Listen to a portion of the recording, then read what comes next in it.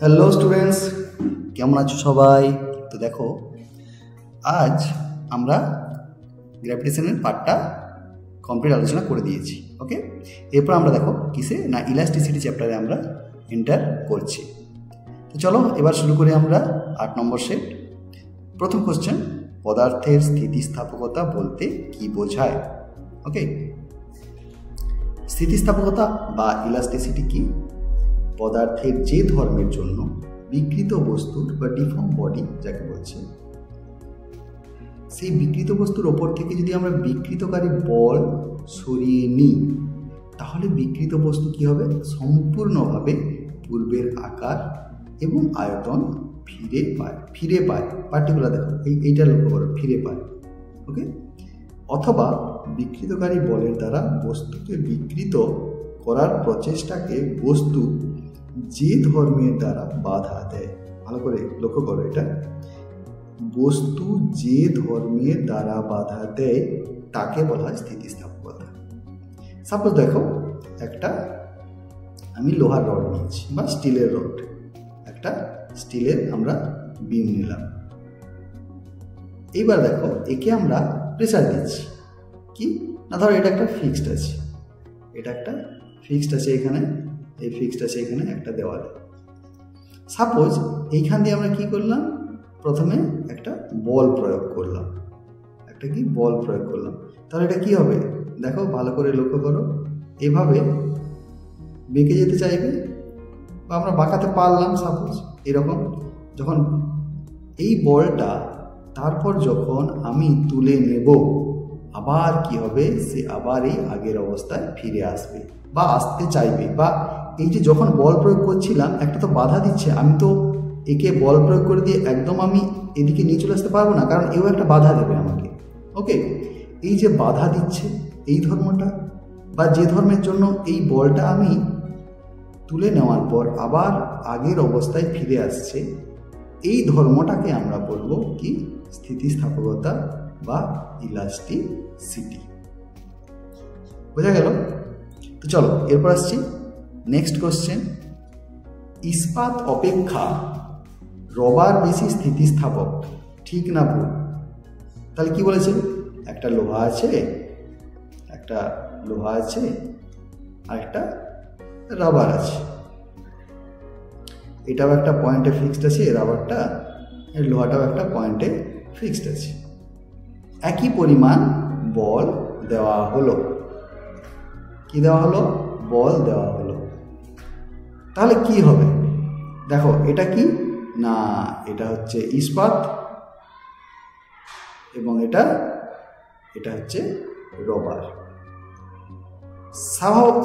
স্বাভাবিকভাবে আমাদের মনে হতে পারে কি রবারটা বেশি স্থিতিস্থাপক, আমরা বলি না বেশি ইলাস্টিক, কিন্তু বেশি ইলাস্টিক কথার অর্থ কি সেটা আমাদের ভালোভাবে বুঝতে হবে। দেখো, আমরা সমপরিমাণ বল দিলাম, সমপরিমাণ বল দেওয়ার পর কি হবে? এই বলটা যখন আমরা সরিয়ে নেব, ইস্পাতটা ঠিক তার আগের অবস্থায় কিন্তু ফিরে আসবে। কিন্তু এই রাবার আগের অবস্থায় ফিরে আসতে পারে অথবা নাও পারে, অথবা যদিও পারে তার যে নিখুঁত পরিমাণ সেটা ইস্পাতের থেকে কম হবে। বা অ্যাকচুয়ালি দেখা যাবে যদি খুব বেশিক্ষণ ধরে বা বেশি সময় ধরে আমরা এই বলটা প্রয়োগ করতে থাকি, তাহলে ইস্পাত তার পুরনো জায়গায় ফিরে এলেও এই রাবারটি হয়তো তার পুরনো জায়গায় ফেরত আসতে পারবে না। তো আলটিমেট আমরা বলতে পারি যে ওই বলটা সরিয়ে নিলে রবার অপেক্ষা ইস্পাত অপেক্ষাকৃত বেশি নিখুঁতভাবে পূর্বের আকার ও আয়তন ফিরে পায়, এবং এজন্যেই রবার এবং ইস্পাতের মধ্যে ইস্পাত বেশি স্থিতিস্থাপক। এটাও কিন্তু একটা মোস্ট ইম্পর্ট্যান্ট কোশ্চেন। চলো ফিরছি, আসছি পরবর্তী কোশ্চেনে, যে পূর্ণ স্থিতিস্থাপক বস্তু কাকে বলে? পূর্ণ স্থিতিস্থাপক বস্তু বা পারফেক্টলি ইলাস্টিক বডি। দেখো, কোনো বস্তুর ওপর বিকৃতকারী বল প্রয়োগ করার পর সরিয়ে নিলে যদি বিকৃত বস্তু সম্পূর্ণভাবে, দেখো ভালো করে লক্ষ্য করো, সম্পূর্ণভাবে বা কমপ্লিটলি পূর্বের আকার আয়তন ফিরে পায়, তাকে পূর্ণ স্থিতিস্থাপক বস্তু বলে।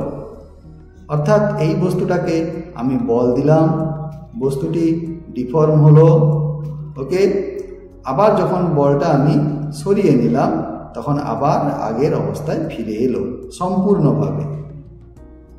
এরপর আসছি স্থিতিস্থাপক সীমা কি। স্থিতিস্থাপক সীমা কি বা ইলাস্টিক লিমিট। কোনো বস্তুর ওপর বিকৃতকারী বল প্রয়োগ করলে ওই বলের যে ঊর্ধ্বসীমা বা আপার লিমিট পর্যন্ত বস্তুটি তার স্থিতিস্থাপকতা বজায় রাখে তাকে ওই বস্তুর স্থিতিস্থাপক সীমা বলে বা ইলাস্টিক লিমিট। তার মানে কি, ধরো এটাতে যতটা পরিমাণ বল দিলে এই বস্তুটা তার ডিফর্ম কন্ডিশন থেকে আবার পূর্বের অবস্থায় ফিরে আসবে, তাকে বলা হবে লিমিট কি, স্থিতিস্থাপক লিমিট। এবার যদি এর থেকে বেশি পরিমাণ বল দেওয়া হয় তাহলে কি হবে, এটা বেঁকেই রয়ে যাবে, ওটা আর আগের অবস্থায় ফিরবে না, বুঝলে? তাহলে একে বলা হয় স্থিতিস্থাপক সীমা। এরপর বিকৃতি কাকে বলবো? বিকৃতি বা স্ট্রেন হলো বাহ্যিক বলের প্রভাবে বস্তুর বিভিন্ন অংশের মধ্যে আপেক্ষিক সরণের ফলে বস্তুর আকার আয়তনের পরিবর্তন হয়, অর্থাৎ বস্তুটা কি হয়, বিকৃত হয়, ডিফর্মড হয়, এবং এই পরিবর্তনকে বিকার বা ডিফরমেশন বলে। বস্তুর একক মাত্রায় যে পরিবর্তন হয় তাকে বিকৃতি বলে। দেখো এখানে তোমাদের সেভাবেই লেখা আছে যে পরীক্ষাতে 2 নম্বর পড়লে কিভাবে লেখা হবে, 1 নম্বর পড়লে কীভাবে লেখা হবে। দেখো যদি 1 নম্বর হয় তখন শুধু এই লাইনটা বলতে হবে যে একক মাত্রায় মাত্রার যে পরিবর্তন হয় বস্তুর তাকে বলা হবে বিকৃতি। যদি 2 নম্বর পড়ে তাহলে এইভাবে বোঝাতে হবে এবং বলতে হবে লাস্টে যে বিকৃতি এককহীন এবং মাত্রাহীন। কেন? দেখো একক মাত্রায় মাত্রার যে পরিবর্তন, তাহলে দুটো মাত্রার অনুপাত হওয়ার জন্য এটা কি হচ্ছে, এককহীন মাত্রাহীন হচ্ছে। ওকে, পরবর্তী কোশ্চেন দেখো, পীড়নের সংজ্ঞা ও মাত্রীয় সংকেত লেখো। তাহলে পীড়ন বা স্ট্রেস, স্ট্রেস শুনে কি মনে হচ্ছে, চাপ, তাই তো? তাহলে পীড়নের একক চাপেরই একক হবে বা পীড়নের মাত্রা চাপেরই মাত্রা হবে। বাইরে থেকে প্রযুক্ত বল দ্বারা কোনো বস্তুকে বিকৃত করলে স্থিতিস্থাপকতার জন্য বস্তুটির অভ্যন্তরে কি হয়, একটা সমভাবে একটা প্রতিক্রিয়া বল উদ্ভব হয়। নিউটনের তৃতীয় সূত্রানুযায়ী কি, বা একে প্রত্যানয়নকারী বল বলা হয়, যা বাহ্যিক বলকে প্রতিরোধ করে। ওকে, যা বাহ্যিক বল বা কি হয়, বাহ্যিক বল সরিয়ে নিলে পূর্বাবস্থায় ফিরে যেতে সাহায্য করে যে বলটা, একেই বলা হবে পীড়ন। এবং সংজ্ঞা হিসাবে কি বলা যাবে না, বস্তুর প্রস্থচ্ছেদের প্রতি একক ক্ষেত্রফলে ক্রিয়াশীল এই প্রতিক্রিয়া বলকে প্রত্যানয়নকারী বল বলে। দেখো ক্রিয়াশীল এই প্রতিক্রিয়া বল মানে কি, যে বলটা উদ্ভূত হয়েছে সেটাই। এবং নিউটনের সূত্রানুযায়ী, তৃতীয় সূত্রানুযায়ী সমান এবং প্রতিক্রিয়া বল, তাহলে যতটা পরিমাণ বল আমরা দেব ততটা পরিমাণই প্রতিক্রিয়া বল হবে, তাই তো? এবং সেটা একক ক্ষেত্রফলে হচ্ছে, তাহলে তাকে বলা হবে কি না, পীড়ন বা স্ট্রেস। পীড়নের মাত্রাকে তো দেখো আমি বললাম না কেন চাপের একক মাত্রা কেন হবে, দেখো চাপ সমান কি হয়, বল বাই ক্ষেত্রফল। এখানেও একক ক্ষেত্রফল ইউজ করা হয়েছে, দেখো একক ক্ষেত্রফল।